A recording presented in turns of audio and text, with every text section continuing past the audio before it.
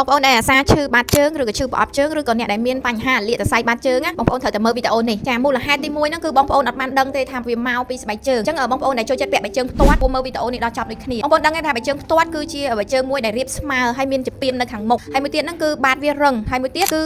ស្បែកជើងផ្ទាត់គឺយើងត្រូវពាក់ហើយយើងប្រឹងកញ្ញាំជើងរបស់យើងដើម្បីទប់ដើម្បីយើងមានលំនឹងដើរទៅមុខហើយបែកជើងផ្ទាត់ដែលមានបាតរឹងហើយជាពីមវារឹងបងប្អូននៅពាក់ក្នុងរយៈពេលដែលយូរគឺវាងាយធ្វើឲ្យជើងបងប្អូនហ្នឹងគឺមានភាពតានតឹងកញ្ញាំជើងឡើងរឹងប្រអប់បាតជើងគឺបាត់សភាពកំណោនប្រអប់បាតជើងរបស់យើងអញ្ចឹងនៅពេលដែលយើងព្យាយាមប្រឹងដើរយូរក្នុងស្ថានភាពមួយយូរដូចជាដើរច្រើនឬនៅក្នុងបរិយាកាសមួយដែលក្តៅទៀតងាយធ្វើឲ្យបាតជើងបងប្អូននឹងងាយឡើងអាលាកសរសៃពួរមែនទែនអញ្ចឹងខ្ញុំចង់បញ្ជាក់ថាទី1គឺឡើងអាលាកសរសៃពួរហើយទី2មួយទៀតហ្នឹងគឺអាចធ្វើឲ្យបងប្អូនមានបញ្ហាឈឺជង្គង់ឬក៏ឈឺចង្កេះទៀតដោយសារបងប្អូនពេលប្រឹងពាក់ដើរយូរហើយបាតស្បែកជើងនឹងរឹងអត់មានភាពបត់បែនរលាស់ដែលអាចជួយទប់នៅការសង្កត់ឬក៏ភាពអុកនឹងបានល្អអញ្ចឹងនៅពេលដែលបងប្អូនប្រឹងដើរយូរឬក៏មានការហក់លោតហក់អីទៀតគឺងាយនឹងធ្វើឲ្យសរសៃដែលកាត់មកជង្គង់និងមកចង្កេះហ្នឹងគឺមានភាពតឹងណែនអញ្ចឹងដែលបងប្អូនអាចមានបញ្ហាឈឺក្នុងរយៈពេលរ៉ាំរ៉ៃយូរឆ្នាំចាហើយមួយទៀតហ្នឹងគឺអាចប៉ះពាល់ទៅដល់ស្បែករបស់យើងហើយបងប្អូនដឹងហើយថាពេលដែលយើងពាក់បែកជើងផ្ទាត់ហ្នឹងគឺយើងប្រឹងគៀបជាពីបែកជើងផ្ទាត់ហើយចង្សងខាងបែកជើងផ្ទាត់ហ្នឹងគឺនៅផ្ទាល់នៅលើសាច់របស់យើងនៅក្រោមកម្ដៅដែលខ្លាំងគឺងាយឆ្លងប្រតិកម្មនៃការនៃជ័រស្បែកជើងហ្នឹងងាយធ្វើឲ្យយើងហើមប៉ោងរលាក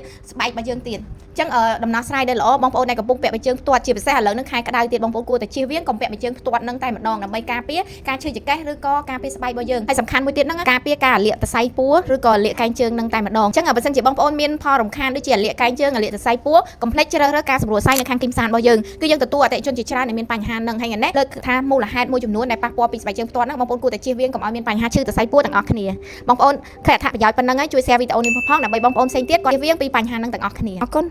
ខ្ញុំសូមណែនាំក្តារហាត់ពលាសរសៃពួរជើងដែលបងប្អូនអាសាររមូរក្រពើតឹងកពួនជើងឈឺចុកឆាប់ផ្នែកជើងកុំភ្លេចឧបករណ៍មួយនេះគឺពិតជាអាចដោះស្រាយបញ្ហារមូរក្រពើបងប្អូនហ្នឹងបានល្អមែនទែនហើយជាពិសេសហ្នឹងគឺបងប្អូនអត់ពិបាកហាត់ទេគឺបងប្អូនគ្រាន់តែឈរផ្អែកជញ្ជាំងហើយដាក់ឧបករណ៍នេះហាត់ព្រឹក5នាទីល្ងាច5នាទីរយៈពេលតែមួយសប្តាហ៍បងប្អូននឹងឃើញភាពធូរស្បើយមែនទែនចាំបានឧបករណ៍នេះយកទៅហាត់កុំភ្លេចដាក់កំងតាម Telegram លេខខាងលើអរគុណ